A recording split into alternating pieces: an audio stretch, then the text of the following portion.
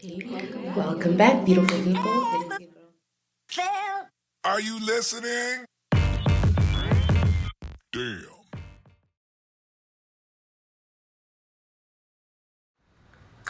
Welcome, everybody. Today I have the Lebo joining us on our discussion. So we're going to be unpacking social media, and I'm really honored to have Lebo here because she's been coined the queen of going viral, and she is our social media guru. So I'm hoping that she can give me some light on some questions that I've had, and I'm hoping that it's as informative to you as it is to me. So welcome, Lebo. So glad to have you. How you doing? I'm good. Thank you so much, Tando. Yeah, I'm great, man. It's so funny because I have like that typical social media origin story where like you were the youngest person and you're always on the phone, and then they're like, "Yeah, come up with the social." So that was like my beginning when I still had a BlackBerry, and and they made me come up with a social media strategy, and I didn't know what that meant. All I knew was just I was on Facebook 24/7. I didn't know how to translate that into anything that a marketing manager would be able to use. But yeah, it's just been a very long journey. Yeah, no, I think we were joking previously about like MySpace and the origins of social media. Like it's crazy how you end up being the kid in the office just always on social. And there was a point where agencies didn't even want you on social media if you're in the office. So now the Yes, crazy thing is, exactly. now they're like, okay, what do we do when we get onto social? Now it's the starting point for every strategy. That's where you do your research. That's where you get content inspiration. So it's there's been a huge evolution. No, definitely. And that leads us to the first question. Like, how have you seen the role of social media evolving for brand building specifically over the last 5 years?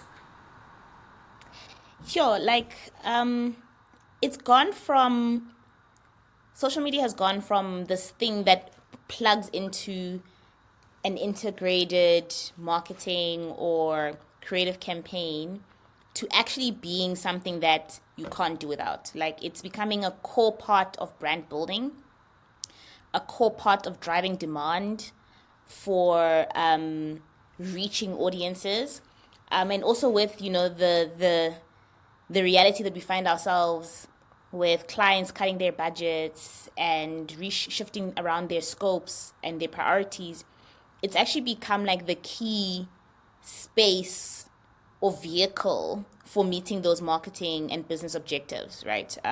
As opposed to just this little thing that you're supposed to tick when you're doing like an integrated campaign. So yeah, No, definitely gone from a nice to have to a you can't live without it. can't do it outward, right? That is so true because to get access to, especially the young audiences, your Gen Zers, Yeah, and all, get into their faces, you can't rely on traditional media as much as we used to.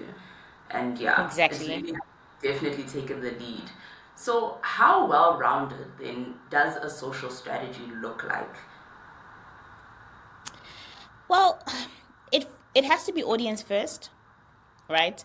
It has to be rooted in a very strong point of view from a brand perspective. There needs to be like a story that I'm trying to tell. And it also needs to be measurable and drive business impact, right? A lot of the times when we traditionally, social was either like a broadcast space, where you just try to get some awareness or something that you just limit to like engagement, but it's a full funnel activity, right? So it is important if you're going to have any longevity that you have a very keen understanding of your audience and draw majority of your content and strategic inspiration from that point or that space in your audience's heart. And then you also need to obviously have a strong story to tell from a brand perspective. And that's going to give you longevity from a content perspective, right? It's going to be the thing that drives your distinction. And you need to know what you want it for, right? Are you trying to build an army of advocates? Are you trying to drive demand and sales? Or are you trying to just educate? So I think those are the core things: audience first, story, perspective, and very strong objective, making it measurable and assigning some sort of business value to it. How you do that, what ideas you employ, what trends, what part of how your strategy comes alive. Obviously that's different depending on the how those three things are activated. But I Yeah. think those are the three core components. No, that's very valuable. I think what I like that you mentioned is oftentimes I think brand managers don't see the bottom end of the funnel value of social media. It's like you said, it's always traditionally been a broadcasting space, but there is a way to generate leads and have like sales associated objectives when approaching social media. So I think that's a very important thing that does need to be also highlighted. So yeah, that was very interesting that you brought that up. But Yeah, I and I also, mean, yeah, so you also have to look at like how things happen organically. Remember when K Yarms posted Dawn and then mm, clicks ran out because, so like it's not just an awareness driver, it is a proper revenue driver, demand driver. So you can't at all like miss that part of yeah. the importance of social. Going back to the first point, right? It's a big part of brand building now. It's not just that broadcasting platform. Not Exactly. definitely. So then, when approaching, and I know you said audience first, but how then, with audience in consideration, do you prioritize the platforms that you will use? Because it's such a fragmented space now. It's no longer Mm. just MySpace, Facebook, and the five social media platforms. How do you then lean into prioritizing the platforms that you will leverage for your campaigns?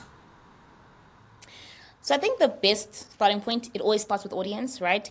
And it's not just about where is the bulk of your audience. It is about what are they doing there, right? If my core objective is to move product and drive volume and consumption, then you need to prioritize platforms where your audience are engaged in action, where they discover products and where they sell and where they're influenced. If your primary objective is to build advocacy and conversation, then you're going to prioritize platforms where that is a core behavior of your audience set, right? If it is about being in culture and space of relevance, then you're going to prioritize platforms where your audience is behaving in that way. And behavior is different for different communities, right? So they are audience segments where their behavior, let's say for example, you have these very active Facebook groups where people are recommending products to one another, and they are engaging around reviews and things like that, right? And that is a space for that particular audience that where like a brand would say, okay, cool, this is where I need to be engaging with my audience because on Facebook they really drive education, they really drive consideration, and they convert, and there's a lot of peer-to-peer recommendation happening in that space. For Gen Z, that's not happening there. It's happening on TikTok, right? So I can't have a blanket approach. It's always audience centric. And I think I also want to caution marketers, brand managers, even social media managers of just looking at, okay, let's look at the list in terms of platform usage. We see that WhatsApp's at the top. We've got Facebook. TikTok is like really dominating in the top three. And therefore, those are our platforms, right? That's a macro view. It's not necessarily your specific audience segment view, right? So that changes according to category. The behavior shifts according to whether it's millennials or Gen Zs. So I'm not a fan of just jumping onto the trend of an emerging platform or just looking at consumption and usage, but really focusing on where is my audience doing what I want them to do, and then choosing like that. So it's yes audience, but with audience layering it with understanding what the platform's for. Because like you said, there's certain platforms we Yeah. naturally associate with imagery, like Instagram, if you want aesthetics and stuff. That's where you can, build that for your brand. But then understanding, okay, but what is my audience doing on Instagram to then correlate the two and finding, the right mix for your brand. No, that definitely makes sense, yeah. Yeah, No, exactly. I fact. mean, there's some audience cohorts or segments where Instagram is like memes and jokes and gifs, right? It's not beautiful, it's not curated, you know. Yeah. But for other segments where it's beauty and lifestyle, it's beautiful, it's editorial, it is the more beautiful the better, right? So you can't even have, I mean, I always say that there are social media rules, but we break them all the time, but we don't want to talk about breaking them. Right? We say short videos perform better, but then I'll sit and watch K Yams for an hour and a half on YouTube, It's yeah. right? Too bad. It's like how we went from these short stint videos with what was that platform? Where it was 30-second videos, right? Now all of a sudden Yeah. TikTok is letting you record a 10-minute video, and it's like, okay, I thought shorter was better. Like you're saying, like things have evolved in such a different way, and we keep breaking those rules as consumers. We're demanding more than what the platform Yeah, is also exactly. offering initially. That is fascinating. That's an Exactly. interesting one. No, and then how, for me, this is like a pressing one, right? Ryan and I don't know if you've seen the video, we were talking about influencers and advertising. And I wanted to Yeah. maybe understand and define for everyone, how would you differentiate a content creator versus an influencer? Because in my mind, influencers is more the high profile, whereas content creators would be more niche groups and doing something very curated, very specific to that group of individuals. Yeah, But we're starting to see this overlap exactly. happen, right? So how do we then differentiate them? Yeah, I mean, I think you're right. Content creators, they bring craft, they bring originality, they tend to be able to sort of really leverage social culture or the culture of a particular cohort in how they create and express themselves. They also bring that niche appeal, right? Because there's content creators in every single niche segment of the internet. Book talk, cooking talk, you know, the manosphere. There's so many different little niches where content creators like exist. And influencers, exactly that. They drive influence. They give you reach, they give you trust and credibility. They also give you like a share of like a broad audience set.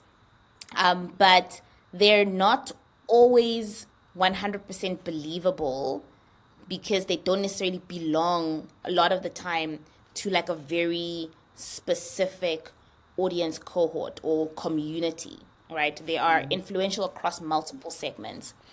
And I think there is definitely a space for both, right? Depending on what you want to do. And also in terms of the span of your engagement, so content creators, it's always best to have a long term relationship with them and to build that credibility over time and to also leverage from their amazing content creation engine and make them like an extension of your content and social teams. Whereas influencers will give you those big spikes in reach and share of voice and conversation, but they don't necessarily hold the brand story for a long period of time on your behalf. It's like having those authentic advocates for your brand when collaborating with a content Yeah. creator. And I think, Yeah, as, creators definitely have a longer shelf life than influencers in terms of what they do for your brand. yeah, to that video, that was kind of my point. Is that I see their value in the long term brand building effort, where you have this trusted confidant that advocates for your brand outside of what you're doing as a brand, online, offline, wherever you are. There is somebody speaking for you, and I do think it needs to be a long term thing. And I think maybe there's an opportunity there for brands and Exactly. creators to collaborate. No, definitely. No, definitely. And Mm. then, do you find that creators or influencers drive more long term value? So you've already mentioned that the long term relationship with a creator allows for that authenticity and trust to build over time. But in terms of the value at the end of the day for clients, who offers a greater long term value in partnership? Do you think? Um, so I would say influencers are great for driving spikes in share of voice. Um, But when it comes down to sort of lifespan, I think it's creators, but you have to invest in your creators. You can't have just one interaction with a creator, right? You need to build that relationship. And also the beauty of creators is that they they contribute to your social SEO because they create multiple pieces of content a lot of the time. They create very extended brand stories a lot of the time. And they really just give you like a good cultural in to a particular audience set. So I think from an efficacy perspective, it depends. If you want to drive volume very quickly, then use an influencer. If you want to create consistent conversation, share a voice, drive social SEO, and build storytelling over time, then use creators. But the thing also with creators is that we're using a lot of the time more than one at a Yeah. time, right? Because of the size of their world, you're going to need to do a little bit of a volume job, right? In working with them, which also has its own benefits because it's like there's a social SEO benefit as well.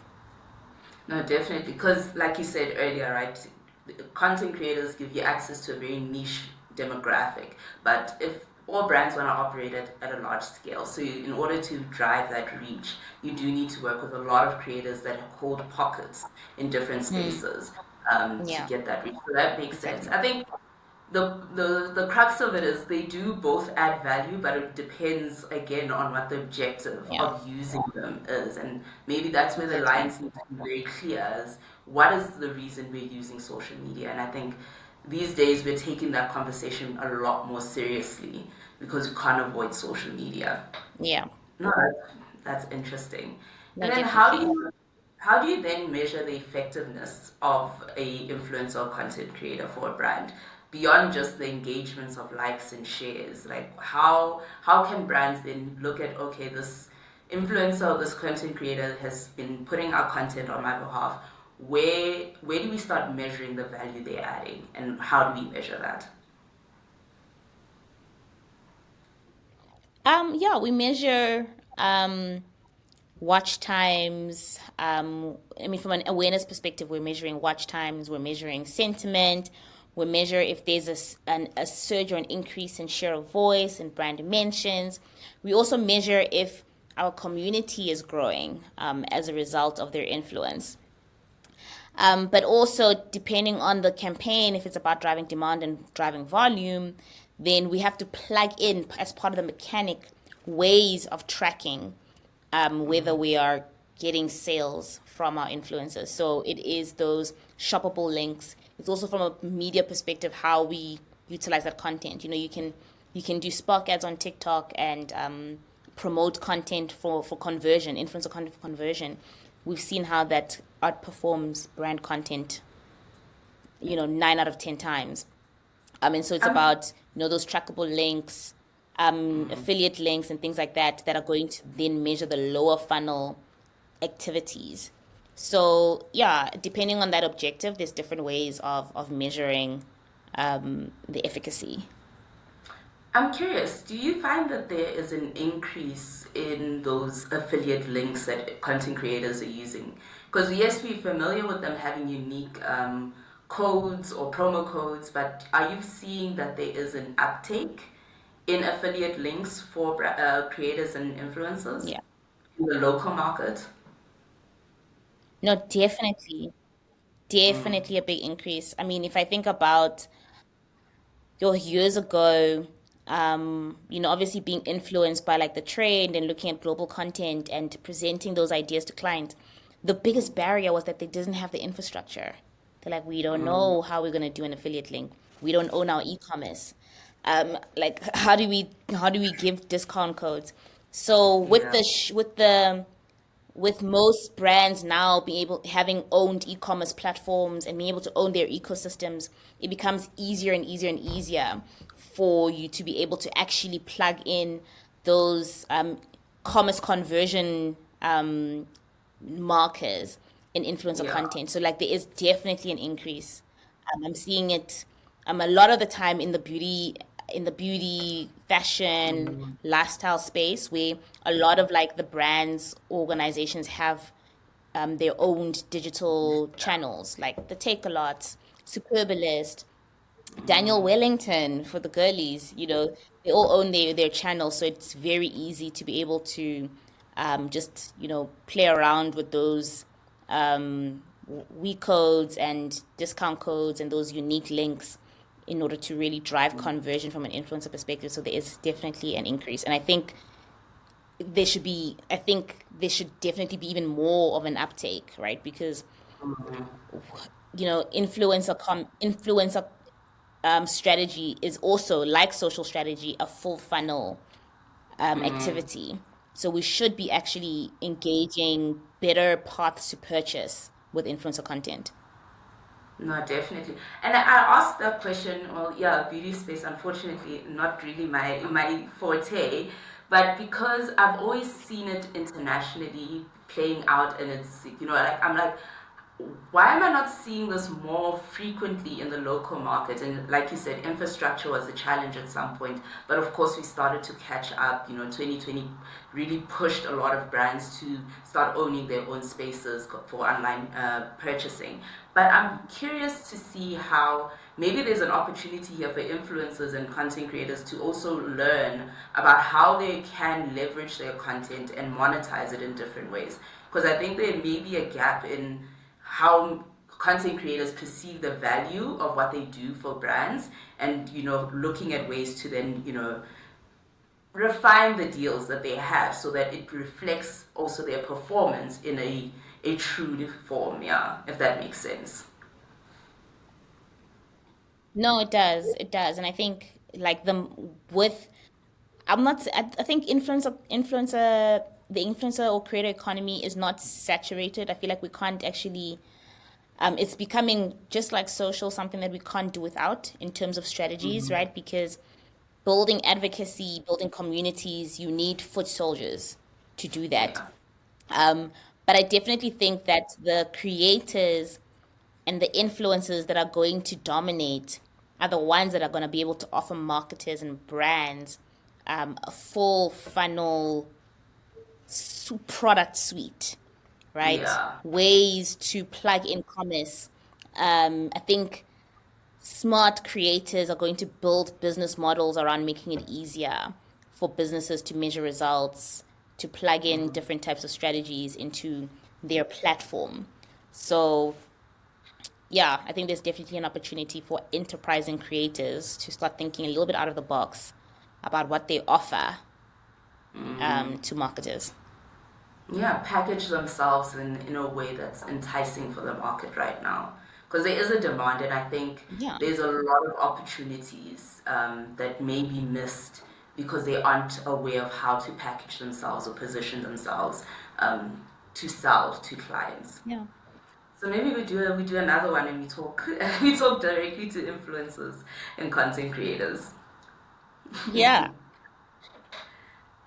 So I'm curious, right? We're talking social media, and everyone who talks social media on a technical Yeah. level, we know algorithms, algorithms, algorithms. You curate it, and you want to be part of somebody's algorithm, right? As a creator, but how do you balance Mm. then what the algorithm wants versus what the audience is looking for? Because it is, algorithms, machine learning, but how do you then balance the nuances of, okay, we know this is being pushed by algorithms, but also consumers or audiences may have a preference for something else? I mean, I think it's difficult to separate the two, or it's becoming increasingly difficult to separate what the algorithm serves versus what people want, right? Every now and again, you're going to get something where it's like, what is this, right? But it pulls signals from your behavior. I mean, I always tell people um, you are actually in charge of your social media universe. If you don't want to see crime statistics and, cat videos, tell the platform you don't want to see those things. Right click, go to the little dot, three dots, right click, say, I want to see less of this. and you're able to really sort of shift your your universe. I mean, my social media feed is happy families and beautiful black millennial families because that's what I wanted to see. I didn't want to see the guys in the streets coming out of the club. So I would block and remove and do whatever until I had a feed that didn't give me a headache, that didn't give me Had to go. body dysmorphia issues. Like all my fitness all my fitness content is always a girl that's a little bit plump and she's at the gym. I'm like, yes, I don't want to see a skinny body on my algorithm. But so it is I you. relate. You Yeah. have you But obviously people don't necessarily know that they're empowered in that way. And I think, when it comes down to obviously what you're served, you do have an impact. It is triggered by how long you're looking at something. It's also triggered by your own connections. So the kind of content that your connections are also looking at becomes, content that the platform will suggest to you.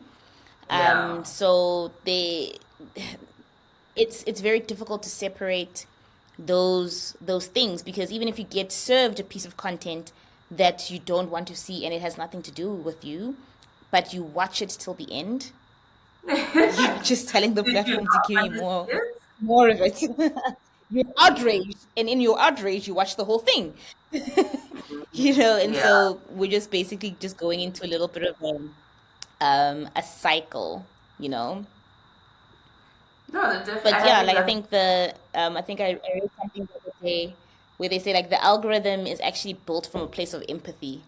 It gives you what it thinks you want, right? And so yeah, it's just like I said, it's just very difficult to separate those two things. yeah, it could be, also people finding things in their algorithms that they aren't necessarily aligned with or interested in. It follows the principle of birds of a feather, right? So whoever your connections are, maybe then you need to Mm. suss out what they're watching because it's feeding back into you. No, fair enough, fair enough. And I Yeah. think a reference was made to that at some point, but its algorithms are still made by people. So it's people learning your behavior, having, being this machine being taught how to learn Mm, people's behavior based on how people learn from each other. And oftentimes, there are challenges, I would say, with when human to human interactions. So that could be also that space of misunderstanding where your algorithm is not serving you what you think, what you would prefer for it to serve you. But exactly. starting Exactly. to get on a ramble, let's get back to it. So, in a world of declining attention spans, and I think this to what we said earlier, right? It is declining to some degree, but people are still demanding longer form content and longer spanning information. But how do you then keep content relevant and engaging? And I think this also goes back to that 5 second rule on YouTube, where you gotta make it an ad very engaging in the first 5 seconds before it goes off. And people can opt out of watching the rest of it. How do you keep people in? How do you ensure that they're watching it to the end? How would you recommend? Yes. Yeah, I mean, I think you have to stir emotion, right? Whether it's joy, whether it's outrage, whether it's disgust, whether it is excitement or thrill. That is the content that essentially is grabs your attention. And I think the biggest teacher that we have as strategists, social media strategists, brand managers, is looking at the content that we enjoy. What do I watch until the end? What do people watch until the end, right? Because a lot of the time our reference point is other brands, but the real reference point should be what are we watching organically without a prompt, without a sale, without a whatever. And it is stuff that really evokes emotion. And there's also like tactics, right? Even if you look at like a normal TikTok where the starting thing will be how my da da da da da da da, and then they continue with the story. So they already tell you what the hook is in the beginning, and then they continue with the narrative. So um, and I think also a key thing is when you have that keen understanding of your audience and that particular cohort that you're speaking to, you have to create content like them, right? Create content that they care about. Create like someone in their world, because that's essentially what's going to drive resonance and that connection. I think the problem is when brands want to be brands so badly on social media and they want to bring in those traditional marketing tropes where you unravel a story in a very particular kind of linear kind of way, or you don't take, or you take your TVC and you just break it up into 15-second clips and then you post that on social instead of having someone at the TVC shoot create content with the actors in the TVC and do TikToks or do something that feels native and then posting that on social. So we sometimes force our traditional way of doing things onto social media. And that's, I mean, it just, it just drives average results on a good day. On a good day. Oh On a good my. day. No, that's interesting. And then how or what have you seen in audience behavior across the plethora of social media platforms that we have? Are you noticing of late that consumers are doing there? So, what I've noticed, which is interesting, is like on LinkedIn, like LinkedIn is actually having a little bit more personality. So I'm seeing a lot of more personality driven B2B. People are sort of shifting that best foot forward kind of approach. They are treating it like it's a social network, which I think is a little bit refreshing to a certain extent. So a lot of the times, we'll have this very specific view, like LinkedIn, thought leadership, da da da. And yes, it is all those things, but people's behavior is also becoming a little bit more authentic on the platform. You're still going to get those posts about, I'm pleased to announce my new role as da da da da da da da da. You're still Yeah. going to have that content, right? But there is a lot more personality and realness and authenticity, even in B2B strategies, which I think is really interesting. Um, I think also the evolution of TikTok, right? When it started, it was very Gen Z, almost I wouldn't even say Gen Z, like it was kids dancing, Alpha. Yeah, it was It alpha. was music and dance challenges and things like that. And now obviously we're evolving into this space where all sorts of different interest sets are activated and there's pockets of TikTok that are for everybody. It's about discovery, it's about education, thought leadership can exist on TikTok. Being playful and silly and weird can exist on TikTok. So the this notion that TikTok was a very specific thing, it's actually becoming a space to drive all sorts of different objectives, from commerce to consideration to education to engagement to cultural infiltration. So I think it's become like as a powerhouse of a platform that can offer you almost like any type of strategic opportunity. So I think that's the key thing that I'm seeing on TikTok. And I mean, also when I think about, a lot of the times brands are so afraid of X. They're like scared of it. Like, oh, Still, yeah, still. it's so unhinged. It's so negative. It's so whatever. I think any platform where people are heavily engaged is going to give you that.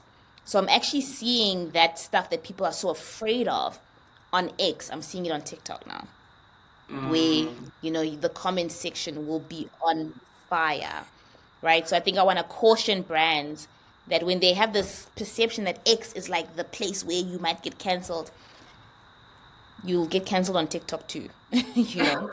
So yeah, there's just been some interesting shifts and conversion and sort of, yeah, like so with certain things are sort of bleeding into one another. Um, Another thing that I've noticed is just the performance of Instagram. I've just seen across some categories, there's like that drop in attention, drop in um, engagement. Um, it's kind of like doing what Facebook started doing, where it was very difficult to get organic traction and organic engagement. There's certain formats, obviously, that outperform others, like Reels, perform Yeah. really well.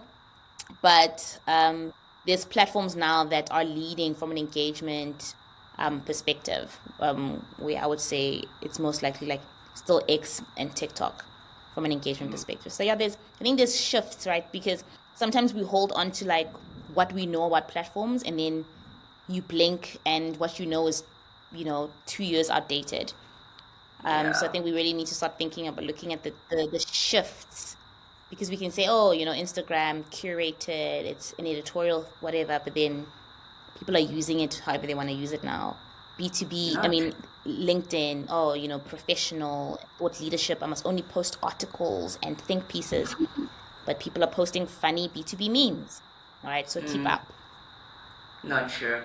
The platforms are evolving, and I think it's like that idea that you have to be constantly a student of your craft, because if you're stuck in the idea of what it used to be, you'll end up getting left behind and not knowing what to do on the platform anymore. Exactly.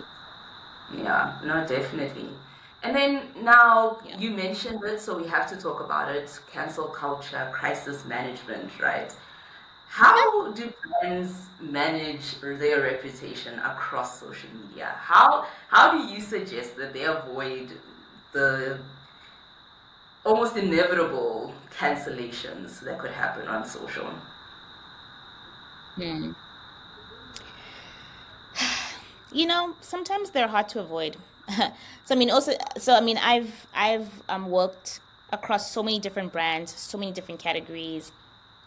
For a long time, I was part of the strategies of some very sassy brands on social media, and so I've kind of seen lots of little crises through the Yeah. years. And I think my fortitude for what is a crisis, what constitutes a crisis, has evolved, Mm, right? Um, I think not everything is a crisis. A couple of people complaining about product, or there's an adverse event, isn't always a crisis. Sometimes it's an opportunity to engage. So we can't avoid certain things, right? But it's just about like how we deal with them. I think when it comes down to sort of limiting or reducing the probability of a crisis, you really need to listen to your community managers, right? They understand the temperament of your audience. They understand the things that are bubbling. Um, they should be in rooms with creatives that are creating work for social media. They should be sense checking the tonality of our copy. They need to be sense checking social media campaigns. There's a lot of things that I have stopped before it's went out the door. And I'm like, whoa, whoa, whoa, whoa, whoa, whoa. On the Twitter streets, that line is offensive, yeah, not right? I gonna know that lie. it rhymes. That's why you want to use it, but it is offensive, right? With a certain segment that actually means this, right? So you really need your social media experts, your community managers, um, in the rooms. If you're creating, yeah, you need those contexts, right? Because there's so many different ways to offend people, right? And also people are easily offended on social Yeah. media. I always will do the exercise. I'm like, I'm gonna look at this from the perspective of the most sensitive person on social media. Like, what could be offensive about this image of a mother holding their baby? you know? And someone in the comment section were like, but I don't have kids. I'm like, oh, you know? So, This wasn't you, but but I it's think how okay. we engage, yeah, I mean, like how we engage with the crisis is also really important. Speed is important. And also meeting that crisis from a place of authenticity. No one wants your beautifully crafted press statement. No one wants excuses. They want acknowledgement. They want you to say, oh, we messed up. I think brave brands go beyond the statement. They bring you into the world, into their world. They say, okay, come teach me. Yeah. Be a part of our next campaign. How can we fix the problem? Oh, we actually, we did something that was really offensive and quite tone deaf, and it actually made us think as a brand, how can we add value to this particular community? And therefore, now there's an opportunity to engage in a different way. So I think when brands get afraid of going all the way into the crisis, that's when you lose trust, you lose love. But with any kind of relationship, if you're open and honest and vulnerable, then people forgive, and they bring you in. No, I like that. It really is about authenticity and accountability. Brands showing up as, and I Exactly. like to put it this way. It's like, think of a brand as a person. Like, essentially, it's giving your personality. It's giving you Exactly. sort of, you're showing up as a human being per se in the world or on social. Yeah, no, definitely. And you see, you mentioned, I love how you kind of like preempting my questions because it's how, because you talked about social media community managers. So I wanted to know, what role does the community management play in social strategy, as well as how do they build that authenticity for a brand?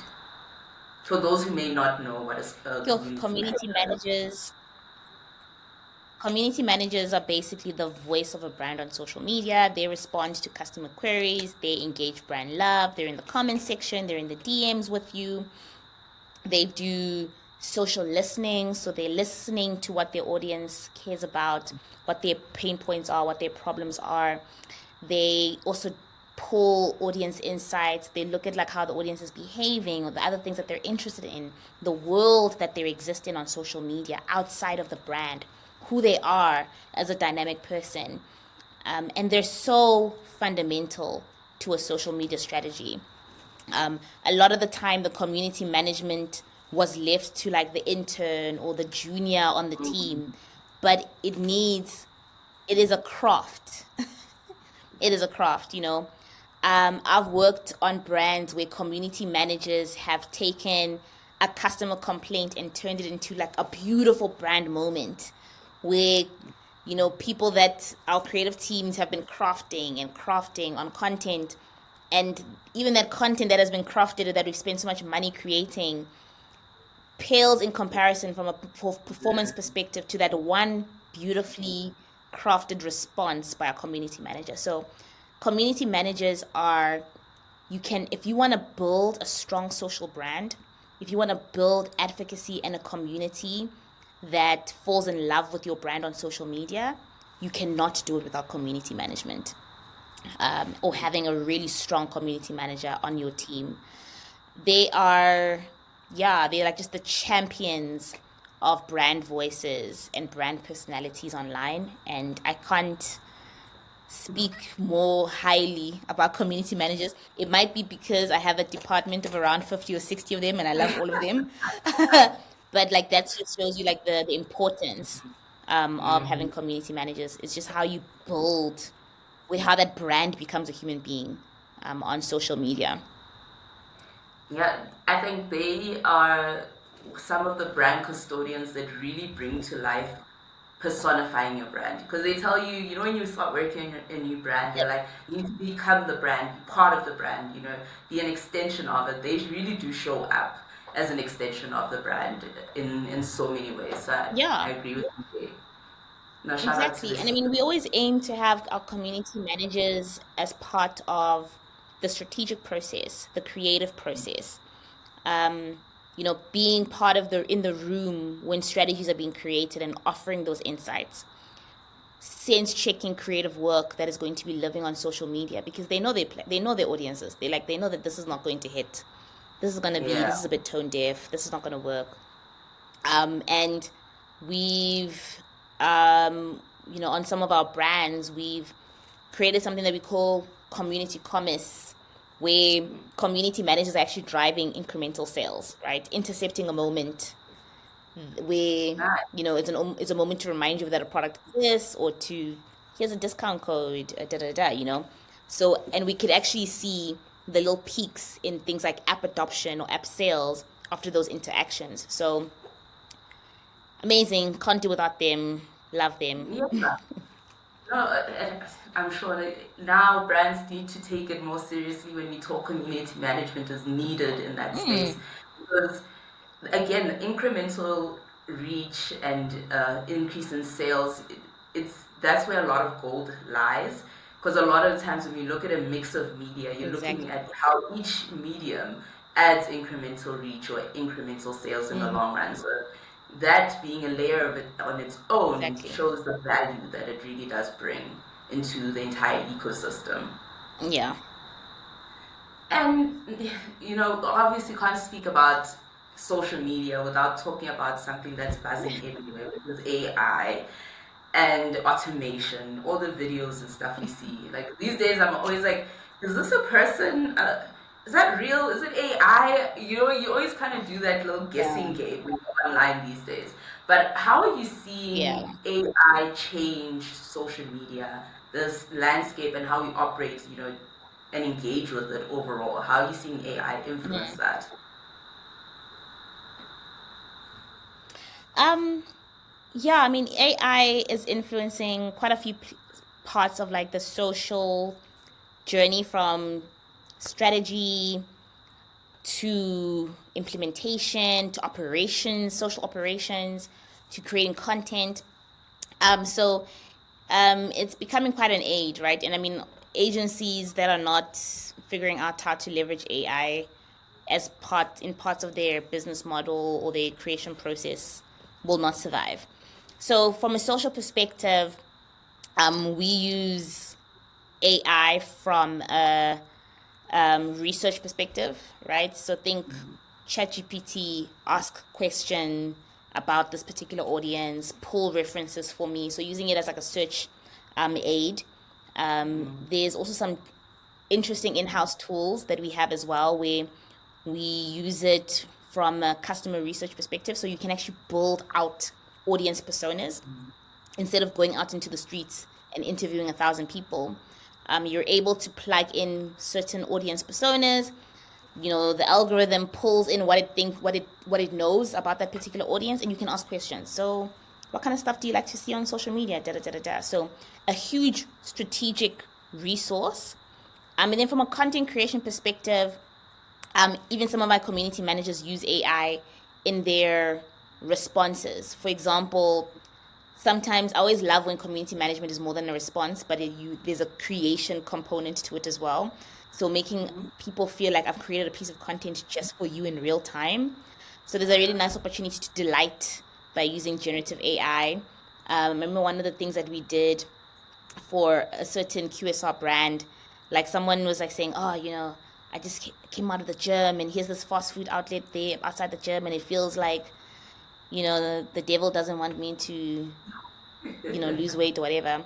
And so we literally Yeah. just drew his entire rant in AI. Oh We plugged in wow. everything he was saying as a prompt and drew the picture of like this That thing, feeling. that he's basically said in the Yeah. comment section and give it back to him. So it's like, whoa, like the entire might of this marketing team was so delighted in my tweet that they created a piece of art um, Yeah. around that. So it from a generative perspective, proof of concept, mocking up ideas. Sometimes we use generative AI like video generators to create mock-ups of how we want our TikToks to look like before we shoot them. And then also, I think also one of the tools, it's about like how do you use AI in a way that it helps you execute complex campaigns, right? So there's certain campaigns where if we had to do all of this manually, we probably wouldn't be able to take it to the finish line. So Yeah. definitely utilizing it as an aid across so many different touch points from a reporting perspective as well. So yeah, I mean, I think also the plan and the goal is to be finding other use cases for how we utilize AI to make ourselves more efficient, so that we can spend less time doing the grunt work and spend more of our time ideating, coming up with ideas, connecting with our audiences. Yeah. No, definitely. I think AI gets a lot of flack unnecessarily, just like in the idea that, it threatens jobs and so on. But I think there really is an opportunity for us to leverage AI to amplify the things that we do anyway. It's taking it a step further, making Yeah. it even greater. Like you said, taking someone's, long story and turning it into art. It's amplifying how the community managers are able to connect with the audiences for the brand and really deliver value for them. Mm. and it was a moment they thought about it. It did not take a month to create this piece of content. It was an instant thing that they could do to engage the audience. So Yeah, definitely, exactly. I think that definitely lands. And then in terms of performance for social media, I know a lot of times people speak about vanity versus performance metrics and all of those, but I'm just curious, which ones do you think are like core that you always need to like religiously monitor and track? Which metrics would those be, and which ones would then be perceived, or would you perceive as being overrated almost? Like, I'm not, yes, it's a nice to have, but not really the crux of showing what value is for the platform. Yeah. I think metrics like followers, likes are vanity metrics. I mean, if you think about it, you don't need to follow a page to get served that content continuously. As long as you engage with it frequently enough, the algorithm knows to serve you that content almost every single day. So, follower growth, community size is not as important of a metric. Clients still love it because it looks good in an executive summary. And then likes, right? We've worked in different categories. Financial services is one of those where it notoriously has really poor sentiment. And you will have a post that has 10,000 likes, and you go into the comment section and everybody's angry. So I was so outraged. I liked it. so Yeah. there's also just like that interpretation of certain metrics. So like you can have lots of comments in a post because we love comments because it's active engagement. They took the time, they stopped, they clicked reply, and they commented. But we also Yeah. look at depth of conversation, right? Depth of engagement. Is it like just an emoji with a heart, or am I telling you something important in Yeah. that comment section? Watch times are important because it talks about attention, how long we've hooked you. Shares are also great because it says that this was so engaging. I want to share it with someone just like me. Um, and I think also another one is like engagement velocity. So there's some pieces of content where the speed of engagement tells me that this thing is going to hit. And like Mm, sometimes, it takes a little bit longer.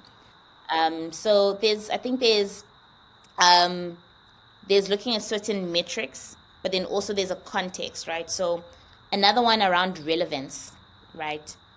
One of the ways that I measure relevance is yes, the engagement, but what are they saying in the comment section, right? mm, If a post is about um, Heritage Day and the comment section is product complaints, right? Relevance is that you engaged me on your subject matter.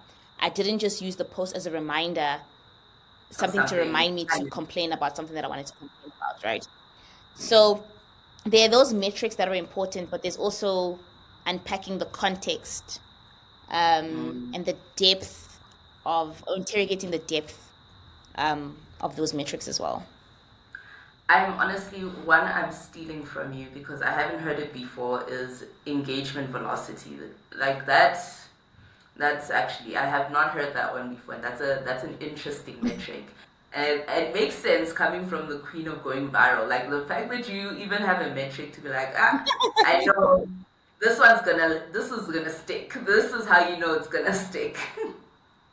No Yeah, when joke. I really know our audience, then I can almost predict where I'm going to be in terms of impressions and comments by that velocity.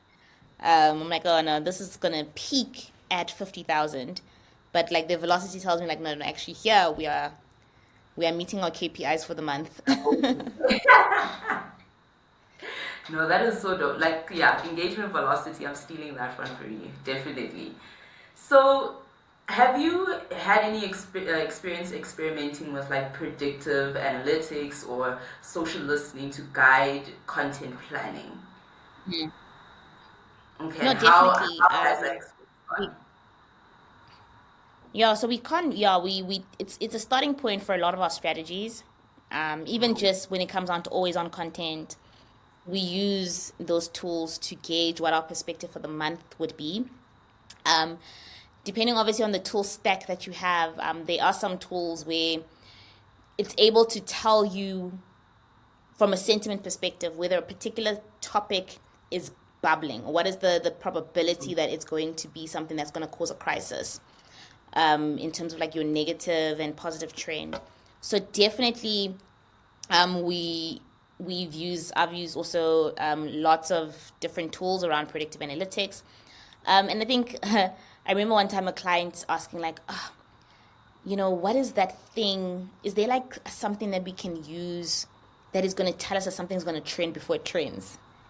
It's tricky, not necessarily quite, but we can see, whether something has the possibility. These tools can't always look into the future. Yeah. But definitely, yeah, we definitely use those aids. I think it's definitely the starting point for most of our strategies, just to sort of see where things are going. Also to monitor a crisis, and also monitor conversations that we can sort of jump onto. What seems like it is a trending for today, but what seems like there's been some peaks, which means that it's something that is a consistent theme that we can turn Yeah. into a campaign, right? So trending for today is a tactical, constant theme is an audience insight that I can turn into a campaign, that can have a little bit more depth. So definitely social listening tools are a core component, as a Yeah. starting point for a lot of our activities in the social media department. No, definitely. And I was going to emphasize that the social listening plays a huge role in informing what steps to take next, and understanding, okay, how do we then tap into this conversation? What is the perspective or the Mm, POV of our audience on this topic, so that you don't get cancelled, right? definitely. Yeah. Okay, and then just to, as we're closing things off, I want to get a little bit more personal with the questions and just get some insight from you. What is the one mistake that you find brands are making on social media? We don't have to call anyone out. Yeah. I think it's looking at social media culture as something that is like homogenous. Like there is a social media culture. And when we talk about tapping into culture, we're talking about tapping into social media culture, which is memes and spicy comments and clapbacks and whatever. That's not, I think that's a huge mistake, because then you end up sounding like certain brands, Yeah. right?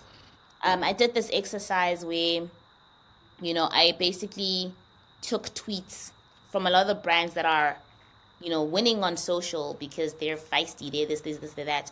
Taking all of those tweets, removing the logos, and asking the team like whose response does this belong to? And there's like we live in a sea of sameness of social media or Twitter sass, you know?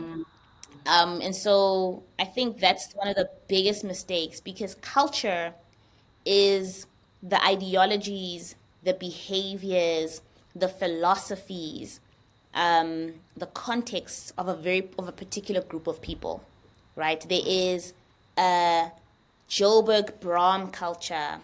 There is a North Santon Kugel culture. There is a culture of Wits students in a particular faculty versus the culture of Wits students in the commerce faculty. So Yeah. culture is very different. The inside jokes are different. The ways in are different. The way they dress is different. So tapping into culture means understanding my audience, their context, and I tap into that. This notion that there's a social culture, it's very cringy. So I think that's the It, biggest mistake I think they make in terms of like aiming to find relevance, flailing actually to find relevance. it's almost like a copy paste approach. Like, it worked for this brand, so if I do this, then it Exactly. should do the same for me. Yeah.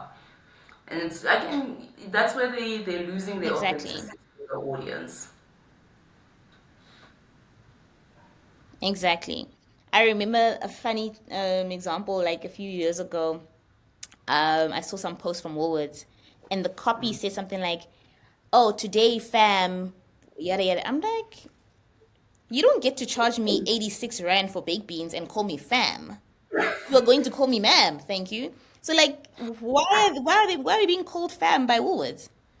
So Yeah, so I think that's my, it's like we want to sound, we think that social is about sounding cool and urban. It's not, right? It's about yeah. sounding authentic to your audience. Mm, mm. Okay, and then what would you say then is the best advice you've ever received about digital storytelling?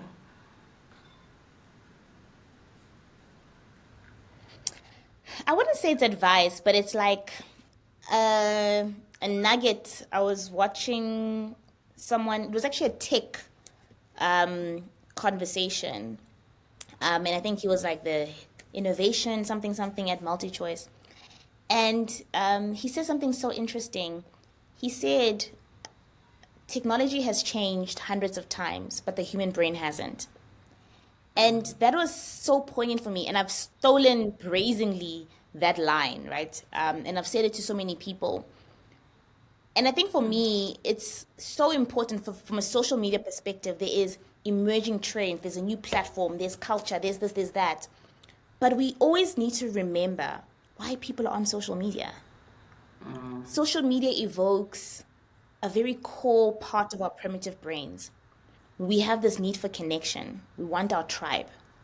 We have this desire. We have this desire to be exhibitionists. We want to share, right? We all have this deep thing to want to share ourselves, which is why I will show you pictures of my kids and I will post them doing something funny, or I will show you my love lives here, or I will show you what I'm eating. We're exhibitionists. And we're also voyeurs, right? We love to look at what our neighbors are doing. We physically do it by peeking out of our windows, and we do it online by watching a day in the life vlog for over an hour, or watching someone aimlessly power wash their driveway. So there's Yeah, core primitive things that are in our brains and in that make us who we are. And that is why we're on social media, and that's why we're so addicted to it, because it activates those things. And I think for me, when I engage with strategies and innovation and all that stuff, I always need to make sure that I don't forget those core things, because that doesn't change, right? If you think about how people are using platforms, and yet those core things have never shifted. true. True, and I think that's the biggest theme coming from our conversation today is audience first, right? If you understand people, what motivates them, Yes. what pushes and drives them, then start with that layer and you can build from there. And yeah, definitely the crux of it. Yeah. And then if you could completely redesign one platform's algorithm, which one would it be and why?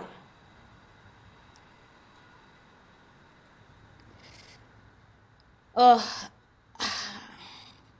I don't know if it's the algorithm itself or just like the user experience. Facebook. Yo, Facebook is clunky. Um, um, like it's difficult to search. The chronologically, it's difficult to get what you want, what you're trying to find. You can't. It's difficult to search anything. Like, oh, there was this thing, that this meme, and I saw it on in whatever, and you can't find it. So I think just Yeah. the user experience on Facebook is pretty difficult for me. Um, I think, from an algorithm perspective, a lot of the platforms kind of are converging in terms of how they're serving things.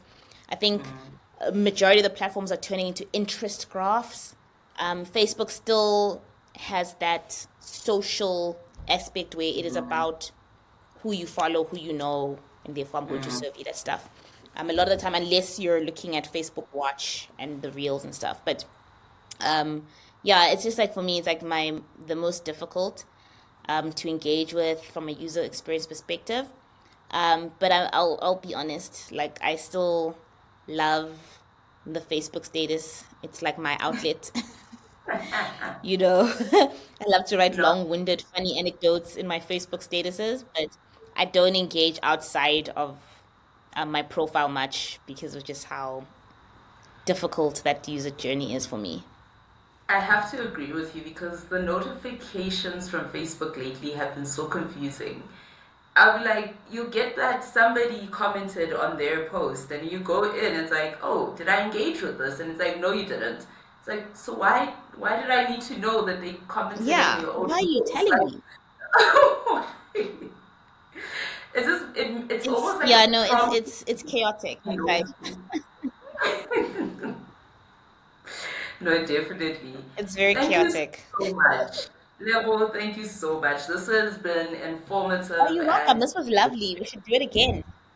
no, we should. I think I want us to do it again and talk a lot about content creators and influencers because I feel like there's an opportunity, like there's a gap in the market here where influencers and content creators are really not, like you said, packaging themselves the right way for brands.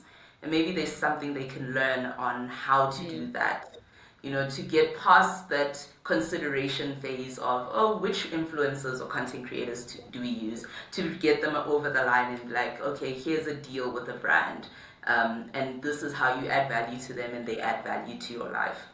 But yeah, thank you so much again. And thanks for your patience because Yeah, this was supposed to be yesterday. you're And welcome. I Thank was you. on full mommy mode. And yeah, this is good. Thank you so much. Definitely relate. Thank you. Bye. Bye.